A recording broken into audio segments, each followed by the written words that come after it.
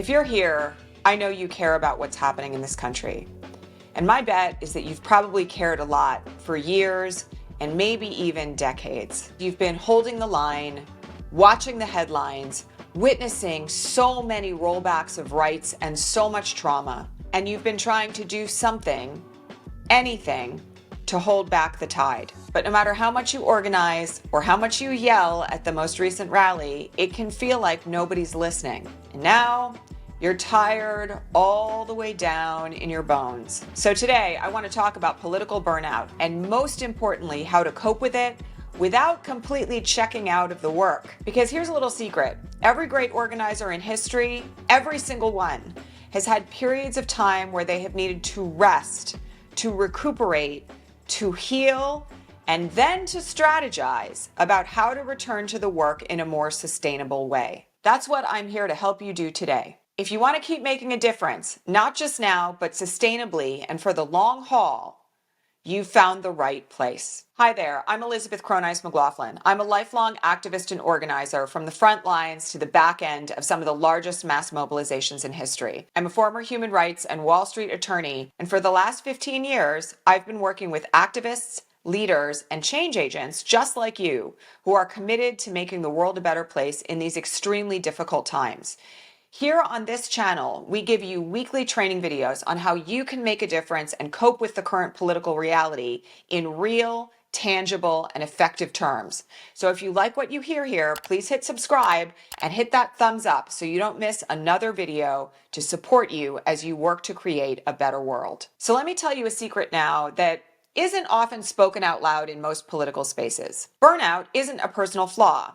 It's actually a political strategy that is being used relentlessly right now by those in power to keep us down. The people in power are counting on your exhaustion. They know that if they just keep the crises coming, keep the political headlines inflamed, and keep the violence at a fever pitch, it will keep all of us off balance, scared, and unable to create the change we need. And eventually, this kind of political burnout, it can cause us to become not just overwhelmed, but actually exhausted and so hopeless that we could quit. That's not by accident. That's actually by design. But you're not powerless in the face of this. In fact, one of the most radical things that you can choose to do in this moment is rest on purpose and choose to not allow your central nervous system to be colonized. Right now is the moment to take back your energy, your focus, and your leadership, and to use it for what really matters. I have a favorite quote that originates from the Talmud. It goes like this: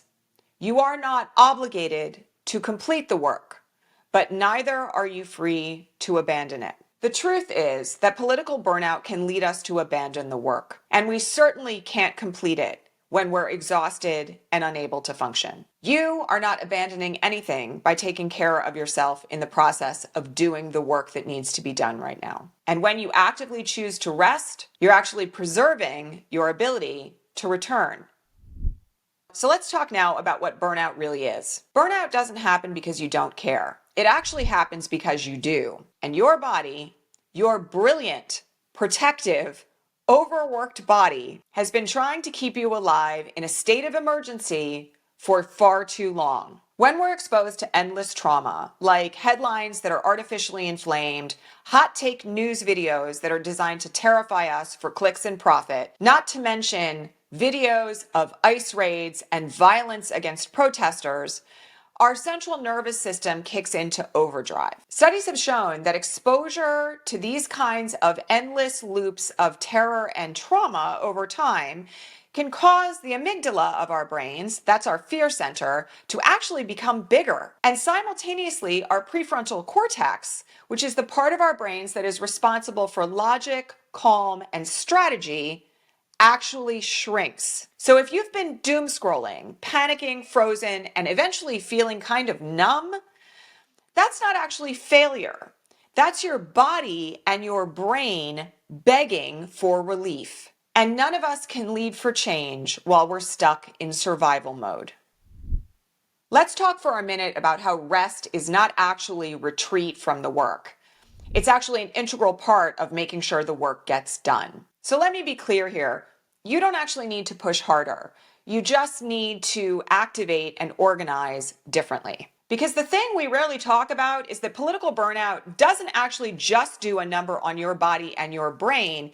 It also can cost us whole movements. When our most brilliant change agents collapse or disappear because they're under-resourced, the people who benefit the most are actually those trying to dismantle democracy. And I know we'll want to say these days that silence equals complicity, but I'm going to tell you that in a lot of political organizers, silence is actually a sign of collapse. We can't afford to keep losing one another in this battle for a better future. And one of the things that we're really big on here at the Ripple Effect Institute is making sure that we create spaces to regroup, to build clarity, and to learn how to lead from places of being grounded instead of spaces of ongoing grind that ignores the trauma and the exhaustion that many of us are feeling in this moment. One of the things that we focus on very deeply is resilience, sustainability, and strategy, because no one's ever served by us burning out. Least of all, communities that are vulnerable and marginalized who are counting on us to stay in the fight. So let me take a quick pause here before we move on to some practices for combating burnout. Inside the Ripple Effect Institute, we have a new program launching on November 1st, 2025 called Power Lab, a 7-week program for emerging organizers to overcome outrage and build community action. We've started Power Lab particularly for those of you who may be new or intermediate activists and organizers and who are feeling desperately compelled because of what you're seeing in the news to try to make a difference at this time. Inside Power Lab, we train you on how to make a difference in the face of so much outrage, and particularly how to do so from a place of resilience and groundedness so that the impact that you want to make right now in your own community and beyond doesn't burn you out. If you're interested in joining Power Lab, registration is open right now, and it runs straight through the night of Halloween. You can join us and learn all the details about how Power Lab works at the link below. I hope you'll consider making a difference in this time and learn how to build from a place of strategy and sustainability rather than burnout. Okay, let's talk now about some practices that we can engage in to begin healing from political burnout. Here are a few of the actual strategies that we teach that you can begin applying today. The first is to take strategic news breaks. Now, I understand how hard this can be given that we're all carrying around a constant set of push notifications in our pocket through our phones. But it's really critical that we understand the immediate impact on our mental and physical health from being constantly exposed to so much bad news that, let's be candid about it, is being pushed out to us for profit. We recommend here at the Ripple Effect Institute that you block out the first hour of every day as a news-free zone.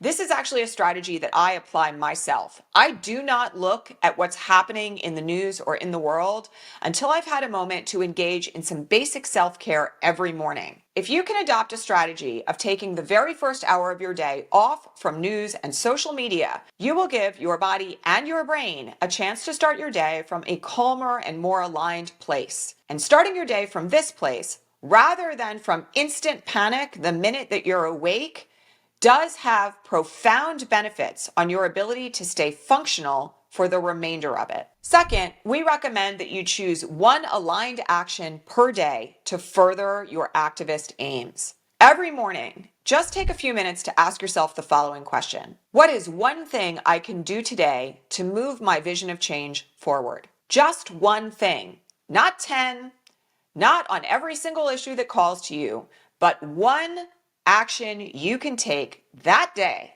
to move the needle.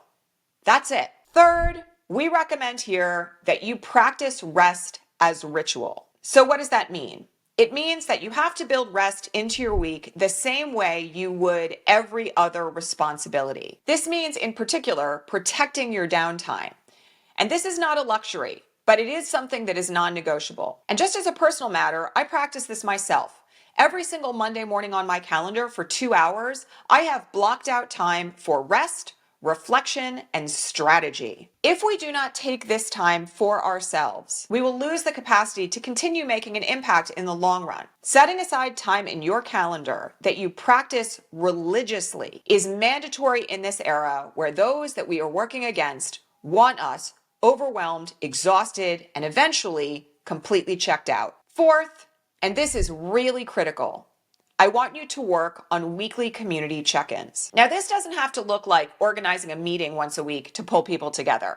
What I actually mean by community check-ins is taking the time to meet with people on the same journey that you are on in a format that allows you to process what you're experiencing. The reason why this is so important is that isolation actually accelerates burnout. Staying isolated can make you feel like you are in the fight alone, or like no one else cares about the issues that matter so much to you. Make it a weekly habit to check in with someone else who is in the work. This can simply look like a phone call, meeting for a coffee date, or frankly, a half hour of text messages with another activist who really gets it. And this time is not for purposes of strategy, actually. This is time to check in as human beings.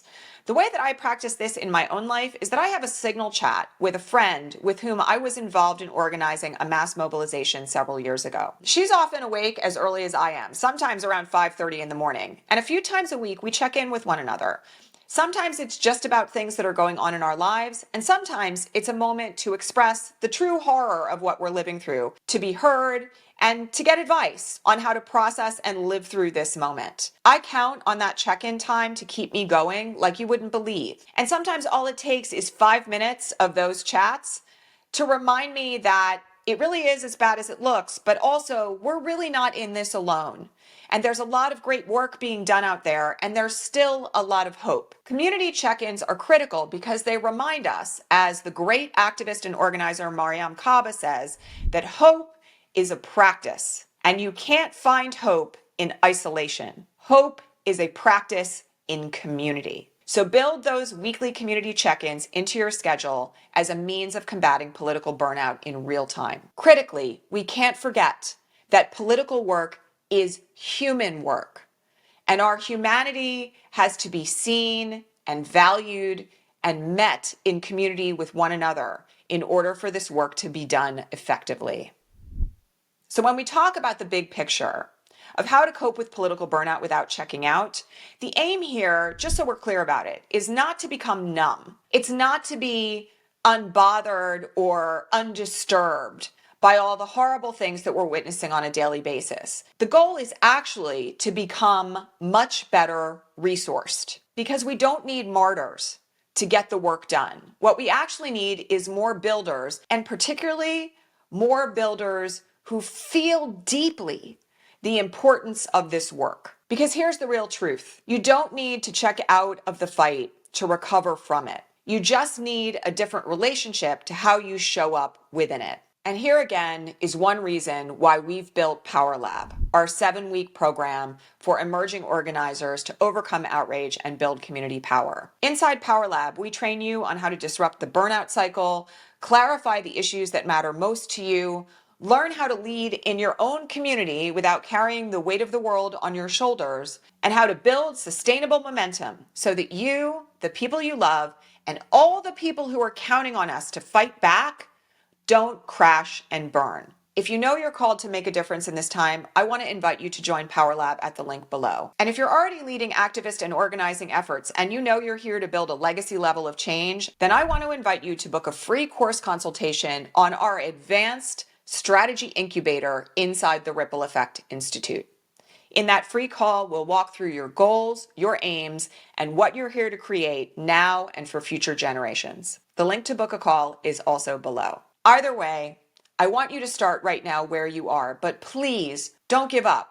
Not now, because we need you and we need everyone in this fight. And we need you not in pieces and not in a state of collapse, but whole, resourced, and resilient. So if you're feeling burned out, not because you're apathetic, but because you're awake and overwhelmed, know this: you are not alone, you are not behind, and you are not broken. You're just human. And this moment asks us to lead from our humanity. So please, if you're feeling burned out, log out of the social media app, turn off your phone, and rest. The work will be here, and you can do it in ways that are resilient and sustainable. And we'll be here to support you every step of the way. I'll see you in the next video.